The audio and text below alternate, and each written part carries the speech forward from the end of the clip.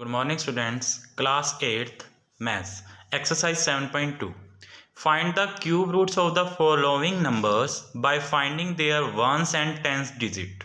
हमें ना cube root find करना है और एक कंडीशन लगा दी कि वंस एंड टेंस डिजिट के मेथड से करना है। ठीक है, तो आपने क्या करना है, आपने एक बार क्यूब्स लिख लेने। देखो 1 का क्यूब 1, 2 का क्यूब 8, 3 का क्यूब 27, 4 का क्यूब 64, 5 का क्यूब 125, 6 का क्यूब 216, 7 का क्यूब 243, 8 का क्यूब 512 एंड 9 का क्यूब 729।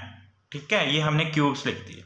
फिर आप देखो यूनिट डिजिट। यूनिट डिजिट का मतलब होता है जो लास्ट वाला डिजिट होता है।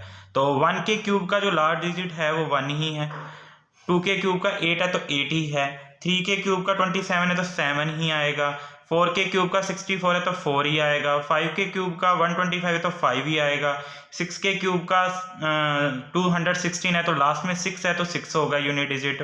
मतलब लास्ट वाली जो भी वो होगी नंबर होगी वही क्या होगा, यूनिट डिजिट होगा। ठीक है, अब हमने क्यूब रूट फाइंड करना है। अपने को फर्स्ट वैल्यू देखो क्या दी हुई है, अपने को फर्स्ट वैल्यू दी हुई है 389017, हमें ये दिया हुआ है। तो हम क्या करते हैं, यहाँ पे हम ना लास्ट वाले के 3 का पेयर बना देते हैं। जैसे हमें ये दिया हुआ है 389017। ठीक है, एक पेयर तो बनना ही चाहिए 3 डिजिट्स का क्यूब रूट निकालने के लिए। इनका 3 का पेयर्स बना दिया।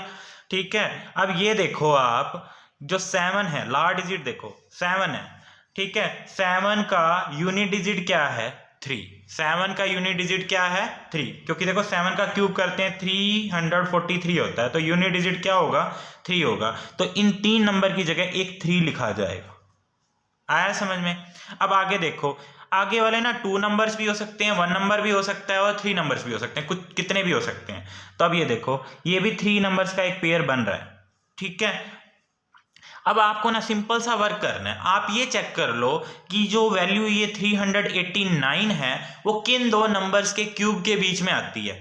ठीक है, अब आप देखो जा तो इक्वल आ जाए तो चलो वही लिख देंगे, इक्वल नहीं आ रही तो देखो कौन से नंबर के बीच में आ रही है। तो ये है हमारा 389। अब देखो 389 किस किस के बीच में आता होगा, 343 और 512 के बीच में आता होगा, आता है ना। तो आपने क्या करना है, आपने देख लिया कि जो हमारा 389 है वो 343 और 512 के बीच में आ रहा है, ये हमने चेक कर लिया। अब आप ये देख लो ये किसका क्यूब है, ये 7 का क्यूब है और ये किसका है 8 का क्यूब है। ठीक है, अब आपने ये वर्क करना है सिंपल सा कि ये जिन दोनों के बीच में आ रहा है जो पहला नंबर होगा, ठीक है, जिसका क्यूब करने पे वैल्यू आ रही है वही अपन ने नंबर लिखना है। तो क्या होगा 7, हमने यहाँ पे 7 लिख देना। तो हमारा आंसर क्या हो जाएगा 73। This is the answer. ठीक है, नेक्स्ट देखो 110592 है, लास्ट के 3 पेयर्स बना लो। बना लिए, लास्ट डिजिट क्या है 2 है।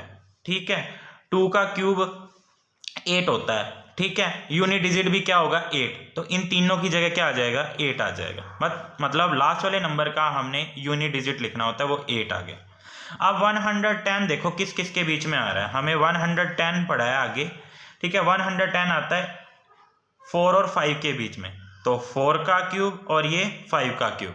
ठीक है, तो मैंने आपको बोला कि जो 4 का क्यूब और 5 के क्यूब के बीच में आ रहा है ये, तो 4 ही क्या हो गई वो नंबर होगी, तो 48 हो जाएगा। तो आंसर क्या हो गया 48। नेक्स्ट है हमारे पास, इसके भी 3 का पेयर, लास्ट वाले का तो 3 का पेयर बन गया, इसका 2 का बन रहा है, कोई बात नहीं बन सकता है। अब 6 है लास्ट में, तो 6 वाले का 6 के क्यूब का होता है 216, तो यूनिट डिजिट आ गया 6, तो इन 3 की जगह लिखा जाएगा 6। अब ये चेक करो 46 किस किस के बीच में आता है। अब आपको देखने में मिल रहा होगा 46 जो है वो 27 और 64 के बीच में आता है। जो 46 है वो 3 के क्यूब और 4 के क्यूब के बीच में आ रहा है ना। तो नंबर क्या हो जाएगा, जो फर्स्ट नंबर पे आ रहा होगा 3, तो ये हो जाएगा 3, तो आंसर आ जाएगा 36। नेक्स्ट है हमारे पास, इसके 3 का पेयर पीछे से, इसका भी बन रहा है। अब 4 है लास्ट का यूनिट, ठीक है, 4 का क्यूब 64, यूनिट डिजिट भी 4 ही होता है इसका, तो 4 आ जाएगा यहाँ पे। अब ये देखो 592 किस किस के बीच में आ रहा है, 592 आ रहा है 8 के क्यूब और 9 के क्यूब के बीच में, 8 के क्यूब और 9 के क्यूब के बीच में आ रहा है हमारा 592, तो हमने 8 नंबर ले लेना, छोटा नंबर लेना होता है बस, 84, तो ये आंसर आ जाएगा 84। This is the answer.